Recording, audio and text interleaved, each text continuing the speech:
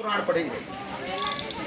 दधीची ने जब विराट रूप दिखाया तो विष्णु ने अपना नारायण कवच इनको दे दिया, जिसके कारण ये नैमिष अष्टम वैकुंठ की पदवी से आलंकित हुआ और दधीच के नाम के साथ में नारायण का शब्द जुड़ा। एक समय कनखल में दक्ष ने एक यज्ञ रचाया था। उस यज्ञ में ब्रह्मा को आमंत्रित किया, विष्णु को किया और समस्त देवताओं को आमंत्रित किया। उस यज्ञ का यज्ञाचार्य और कोई अगर ब्रह्मा के पद पर था तो वो नाम था दधीची नारायण। वहाँ बैठे हुए थे। जब उन्होंने सभी की वेदियां देखी और भगवान शिव का आसन नहीं देखा तो उनको उन्होंने कहा कि हे राजन, तुमने इस यज्ञ के कल्याण रूप को ही नहीं बुलाया। यज्ञ का अगर कोई कल्याण करता है तो आस्तोष शिव है, तुम शिव को आमंत्रित करो, उसका आसन लगाओ। तो उन्होंने शिव के लिए अपशब्द कहा। तब दधीची ने कहा कि हे दक्ष, तुम भगवान शिव की निंदा कर रहे हो। शिव भक्त के सामने मैं इस यज्ञ का बहिष्कार करता हूँ और श्राप देता हूँ कि यह यज्ञ का विध्वंस हो जाएगा। हे ब्रह्मा, तुम्हारा शीश काटा जाएगा। हे विष्णु, तुम एक शिव भक्त से पराजित हो जाओगे। हे देवताओं, तुमको श्राप देता हूँ कि तुम पर ब्रह्म हत्या का दोष लगेगा। उस दोष के निवारण करते करते तुम शिव भक्त के दरवाजे पे भिखारियों के जैसे खड़े हो जाओगे। वो श्राप अब ताजा होने वाला था। इधर विष्णु ने पराजय हो गई और ब्रह्मा का शीश काटा गया। इधर दधीची ने तपस्या करना प्रारंभ रखा और एक समय इंद्र को मय उत्पन्न हुआ। इंद्र को बहुत मय होता, इंद्र ही सारी लड़ाइयों का जड़ है। यहाँ पर भी विष्णु की लड़ाई का जड़ जो था वो इंद्र था। इंद्र को डर हो गया था कि दधीची की तपस्या बढ़ रही, दधीच मेरा इंद्रासन न ले लें, जिसके कारण यहाँ के राजा छुआ को गुमराह करके दिव्य दृष्टि दे करके उनसे अनुरोध कराया था कि आप स्वयं युद्ध करें।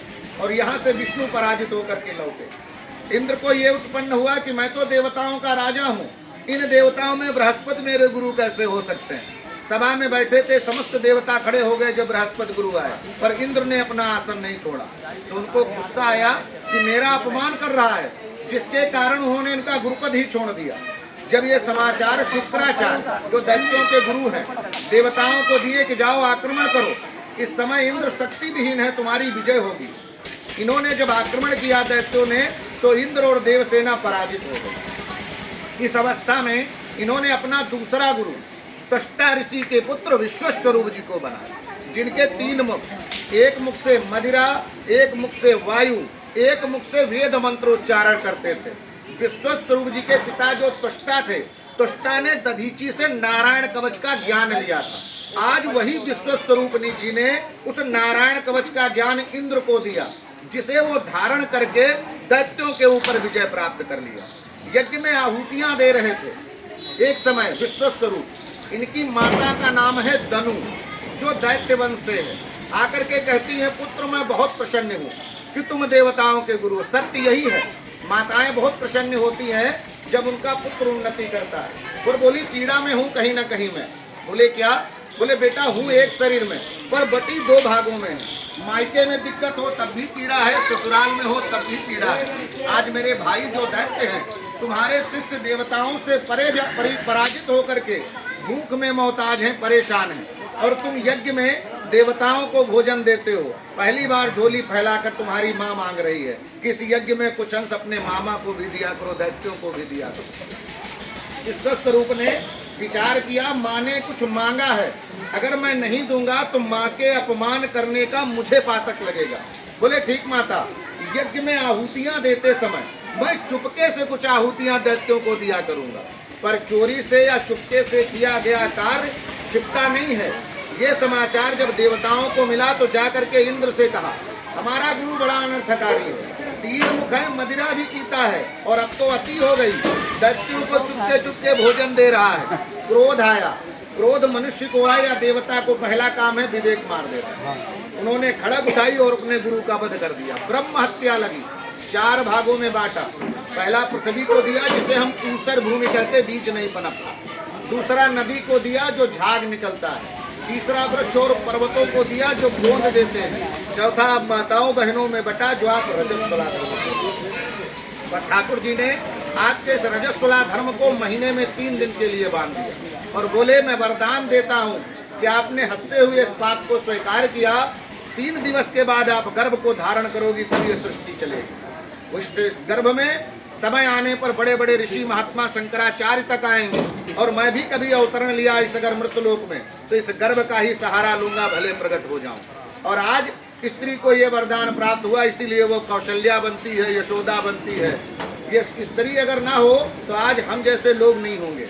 स्त्री सृष्टि में पूजनीय है। जहाँ पर स्त्री की पूजन किया जाता है, वंदन किया जाता है, वहाँ देवता भ्रमण करते रहते। ऐसा लिखा है हमारे शास्त्रों में। अगर आज मैं ये कथा सुना रहा हूँ तो किसी स्त्री के गर्भ से ही जन्म लिया हो। स्त्री हमें पहली हमारी गुरु है जो हमें गर्भ में ज्ञान देती है। पर जब विश्वस्वरूप जी के पुत्र का वध का समाचार उनके यहाँ पहुँचा तो उन्होंने एक हवन कुंड रचाया जिसके अंदर उनको आहुतियाँ देनी थी कि देवताओं का हनन करने वाला, पर उन्होंने उच्चारित किया देवताओं से हनन होने वाला, कि देवताओं से मरने वाला, और उनको उच्चारण करना था देवताओं को मारने वाला।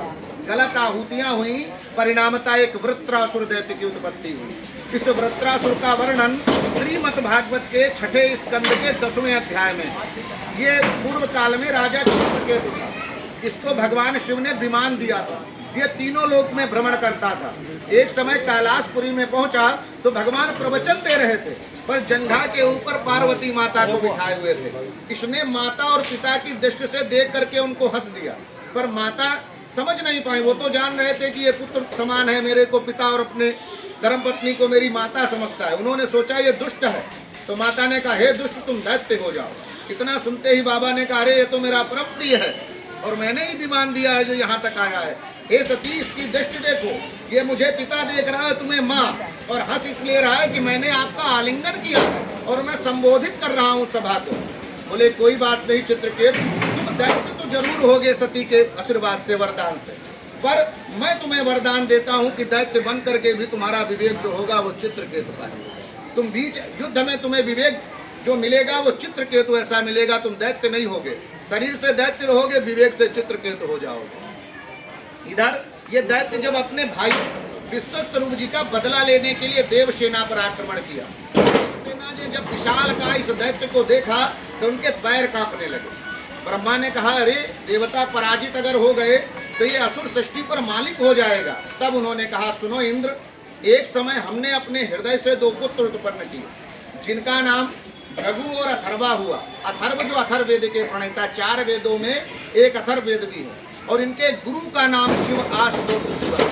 और शिव ने वरदान दिया है इनकी जो हड्डियां हैं वो वज्र की हैं, और ये दैत्य के मरने का एक ही उपाय है, वो है वज्र, जिसके कारण इस पवित्र भूमि पर समस्त देवता अपने राजा इंद्र के सहित दान मांगने आए। भारत की वो सृष्टि भूमि पर आज आप बैठे हैं जहाँ देवता अपने राजा इंद्र के सहित दान मांगे। दधीची की आयु शास्त्र के अनुसार उस समय 27 से 28 वर्ष की थी। इनकी धर्मपत्नी जिनका नाम सुवर्चा है वो पहले बच्चे को गर्भ में धारण करके गर्भवती हुई। दधीच ने न बच्चे का ध्यान दिया, न अपनी आयु का, न धर्मपत्नी की आयु का। उन्होंने सृष्टि को पुत्र माना और देवताओं के हित के लिए तुरंत बोले अवश्य राजन दान करूंगा, कि सृष्टि का कल्याण हो, तुम्हारा हित हो। और एक संकल्प ले लिया है मैंने इस शरीर से कि मैं तीनों लोकों के तीर्थ का स्नान करूं। तो विश्वकर्मा जी ने कहा अगर ये निकल गए 3 लोक की यात्रा के लिए तो दैत्य हम सबको मार डालेगा। तब इंद्र ने कहा समुद्रे आदि तीर्थे को स्वर्ग पाताल में वचन।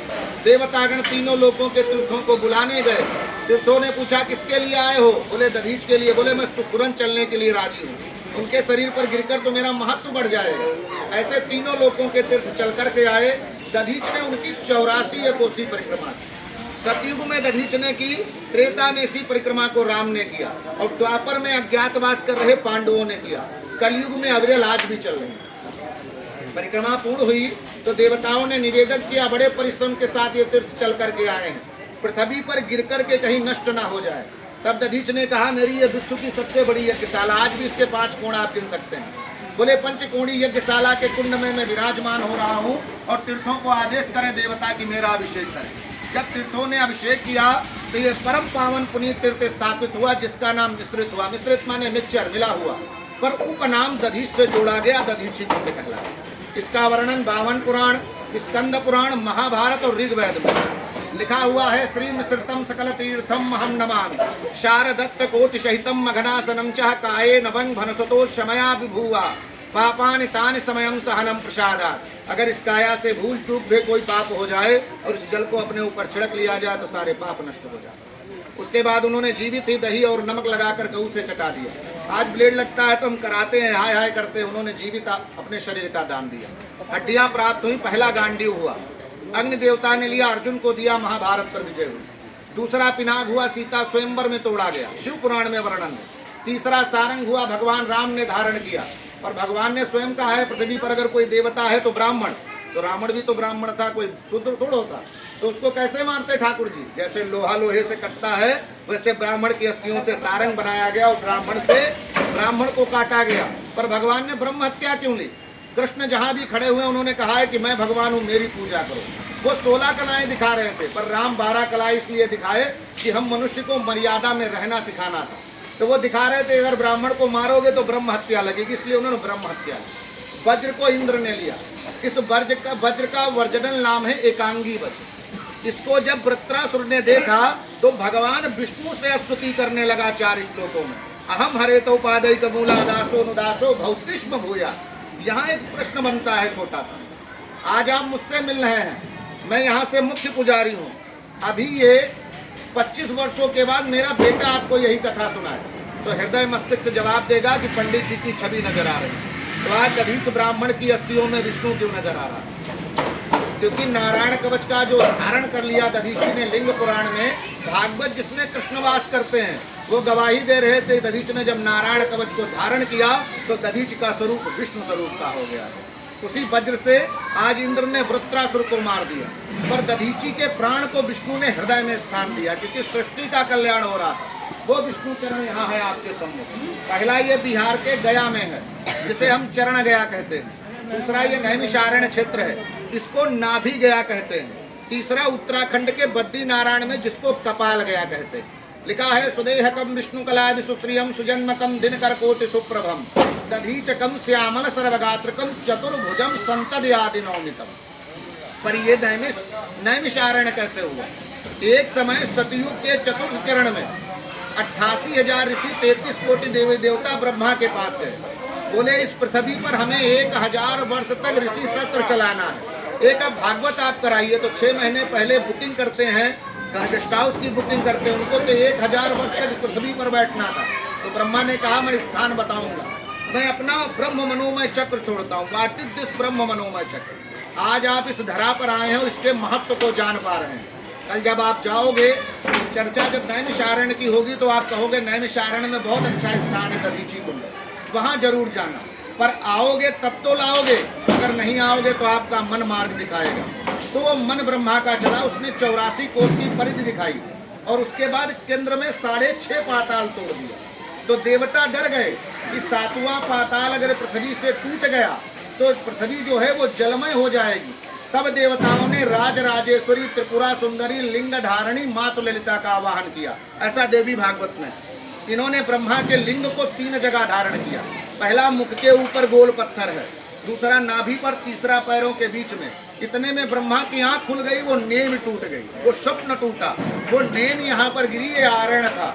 तब इस क्षेत्र को नाम दिया गया नैमिषारण्य, संधि विच्छेद से निकला। आज ललिता लिंग धारणी है, चक्र तीर्थ ब्रह्मा का मनोमय चक्र है। मन शत्रुपा हमारे पूर्वज हैं जो मनुष्य योनि को प्रारंभ है। व्यास एक पदवी है जैसे अध्यापक की, एक रिटायर तो दूसरा आएगा। 11वां रुद्र अवतार हनुमान गढ़ी भगवान शिव का, और गोमती भी आदि गंगा गोमती स्त्री है, पर अष्टम वैकुंठ के अधिपति तो नारायण है। चरण के कारण ये नैमिषारण्य अष्टम। लोग यथार्थ सत्य बता ही नहीं पा रहे हैं। आज नैमिषारण्य को लोग इतना छोटा सा केंद्र समझे हुए हैं। आपको पता है इस धरा पर कृष्ण को आए हुए केवल 5000 वर्ष हुए हैं। 5000 वर्ष पर दधीची को आए हुए 1200 करोड़ वर्ष व्यतीत हो गए। 1200 करोड़ वर्ष में लिखित दे सकता हूँ, क्योंकि भागवत जी के अनुसार 11 करोड़ 88 लाख कुछ वर्ष करके वृत्रासुर को मरे हुए भागवत के अनुसार, श्रीमद् भागवत के अनुसार। तो जब वो मरे हुए 11 करोड़ 88 लाख वर्ष कुछ समय हुआ तो दधीची उससे पहले थे, उनकी हड्डियों से बना था। तो हम गर्व से कह सकते हैं कि 28वां युग चल रहा है और प्रथम युग में हमारे दधीची नारायण हुए। आप सब परम भाग्यशाली हो कि दधीची की कथा को सुन रहे हो। दधीच के घर में भगवान शिव स्वयं अंशा अवतार लेकर के पिपलाद रूप में पधारे। वो धरा आपको बुलाई है, ये आपका पूर्व जन्म का संस्कार है। अपने ऊपर जल छिड़किए और सीधे हाथ से जल उठाइए इन विष्णु चरण नाभि में डालिए, जिससे आपके पितरों को जल प्रदान हो। ये नाभि माने होता है पेट। इच्छा गवाही दे तो ये 7 ब्राह्मण ऊपर बैठे हैं, भोजन दिया जाता है, दान करो। ना इच्छा हो तो बिल्कुल मत दान करो। हमारे यहाँ श्रद्धा से असंतुष्टा दुजानुष्टा संतुष्टा च नहीं पैती। हमारे यहाँ कोई ब्राह्मण हाथ फैला के दान नहीं मांगते, क्योंकि हम अगर मांगेंगे तो हमारे देवता की अवहेलना होगी, और वैसे भी ब्राह्मण को मांगना नहीं चाहिए। आप हमारी कथाएं अगर सुनना चाहें तो यूट्यूब चैनल दीवार पर लिखा है @मिश्रित। अभी तो मैंने माइक्रो 1% दधीच पर बोला है। मैं 3 दिवस तक कंटिन्यू दधीच पर ही बोलता हूँ, इस नैमिषारण्य पर बोलता हूँ। आप सुन सकते हैं, मैं इस कथा करने का कोई दक्षिणा नहीं लेता हूँ। आने जाने का खर्चा और वाद यंत्र का खर्चा, इससे अतिरिक्त कुछ नहीं। अभी मैं पिछली कथा राजस्थान नागौर से करके आया हूँ। प्रेम से उच्चारित करें दधीच नारायण भगवान की जय।